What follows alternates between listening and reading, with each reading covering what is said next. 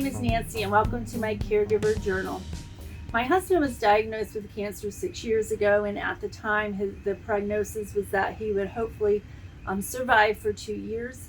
And so we as a couple approached that situation that we were going to talk openly about it. We were going to make plans for the future, and one of those things was that we would plan on how I would live in this house on my own without Dan to do some of the local little maintenance chores.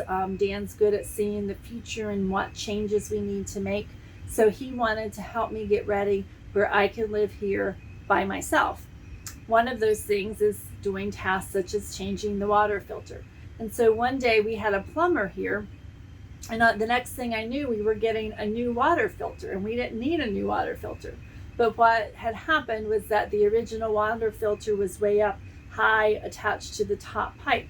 And for me to change it at my height, I had to either stand on my tiptoes or on a stool, and it was very hard to reach up over the other equipment that's here and change it. So while the plumber was here doing something else, Dan very thoughtfully had this new water filter put in right at my height, easy to reach. All I have to do is just reach right there and change it. And it was something that for me in the future was a great improvement. You would think that when Dan does things like that, I would say, "Oh, honey, that's so thoughtful. Thank you so much." But that's not how it works for me. My emotions set in, and when I realize why he's making that change, I will shut down and I will say something like, "I'm not talking about this. I know what you're doing. I don't want to talk about it," and I'll walk away.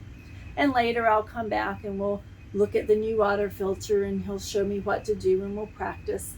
But emotionally, sometimes, even though it's so smart of us to plan for the future and take care of things that I'll be very grateful for when it happens, it's emotionally hard for me to accept.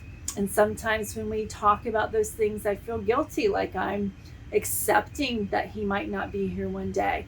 And I'm not okay with that. But we still have to have those discussions. We still need to make sure that I'm ready if the day comes, when the day comes, to be able to do these chores without him here to show me what to do. So it's just another of those times in my caregiving journey that the emotional piece interferes with the rational piece, and it's hard to meld those two together. And sometimes it's hard to make those great choices or have those great responses to what's going on around me. And for that, I think a great way to conclude this is just to sum it up by saying, I can be strong, but sometimes I'm still struggling.